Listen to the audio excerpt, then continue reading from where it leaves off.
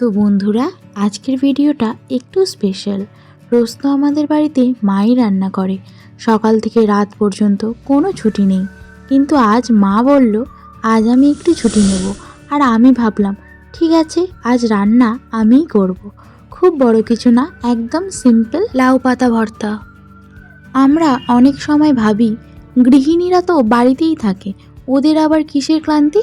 কিন্তু সত্যি বলতে কি, রান্না, ঘর গোছানো, সবার খেয়াল রাখা, এগুলো কোনো ছোট কাজ না। রোজ রোজ একই দায়িত্ব, কিন্তু কোনো অফিস টাইম নেই, কোনো সাপ্তাহিক ছুটিও নেই। তাই আজ মা যখন বলল একটু রেস্ট নিতে চাই, আমার খুব ভালো লাগলো। মনে হলো আজ আমিই কিছু করি। সব সময় তো মাই আমাদের জন্য করে। প্রথমে লাউ পাতাগুলোকে ভালো করে ধুয়ে নিলাম, তারপরে ছোট ছোট স্লাইস করে কেটে নিলাম। গ্যাসের ওভেন জ্বালালাম আর সেই তেলের মধ্যে দিয়ে দিলাম রসুন আর লঙ্কা। সেগুলোকে ভাজা হয়ে তুলে নিলাম। তুলে নেওয়ার পরে এবার সেই তেলের মধ্যেই লাউ পাতাটা দিয়ে সামান্য নুন দিয়ে ওটাকে ধিমে আঁচে ভাজতে থাকলাম। লাউ থেকে কিন্তু অনেকটা জল বেরোবে, তাই তোমরা কেউ কিন্তু জল অ্যাড করো না। আমি যখন বানাচ্ছিলাম মনে হচ্ছিল এতদিন মা যেটা চুপচাপ করে এসেছে সেটা আসলে কত পরিশ্রমের কাজ। আজ বুঝলাম রান্না শুধু পেট ভরানোর জন্য না, এটা আসলে যত্ন, দায়িত্ব, ভালোবাসা।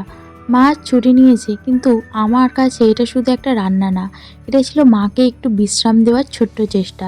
আমরা অনেক সময় বড় বড় উপহার দিই, কিন্তু কখনো কখনো ছোট্ট একটা কাজ, যেমন একদিন রান্না করে দেয়া, সেটাই সবচেয়ে বড় ভালোবাসা। পাতাটা একটু ভাজা ভাজা হয়ে আসতে দিয়ে দিলাম আগে থেকে ভেজে রাখা কিছু চিংড়ি মাছ, আর দিয়ে দিলাম যে শুকনো লঙ্কা আর রসুনগুলো ভেজে রেখেছিলাম সেগুলোকেও।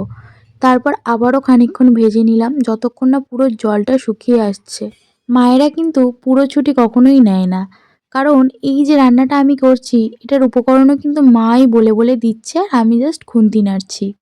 তো দেখো, এটাকে পুরো ভাজা ভাজা করে নিলাম, আর এর মধ্যে আর একটুও জল নেই। তখনই কড়াইতে আবারও একটু সামান্য পরিমাণে তেল সাইড করে ওতে দিয়ে দিলাম কালো জিরে ফোড়ন। দেন ওটাকে সব কিছুর সাথে ভালো করে মিক্সড করে নেব। এরপর এটাকে তুলে নেওয়ার পালা। এটাকে তুলে নিয়ে শিলবাটায় দিয়ে দিলাম বাটার জন্য। এতে কিন্তু কোনো জল অ্যাড করব না, পুরো যেভাবে আছে সেভাবেই বাটবো। বাটা হয়ে যেতে ওর মধ্যে দিয়ে দিলাম একটু লেবুর রস, দেন হাত দিয়ে ভালো করে চটকে একটু মাখিয়ে নিলাম। একদম ভর্তার মতো করে, কোনো বেশি মশলা না, কোনো বাড়তি কিছু না, শুধু সরল স্বাদ আর মন থেকে বানানো একটা রান্না। এরপর এটাকে প্লেটে তুলে এটার মধ্যে দিয়ে দেবো একটু কাঁচা সর্ষের তেল। ব্যাস, আর কিছুই না, আমাদের লাউ পাতা ভর্তা একদম রেডি। গরম ভাতের সাথে এটা মেখে খেলে এক থালা ভাত এমনিই উঠে যাবে।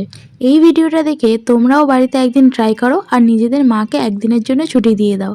আর ভিডিওটা ভালো লাগলে একটা লাইক করে দিও।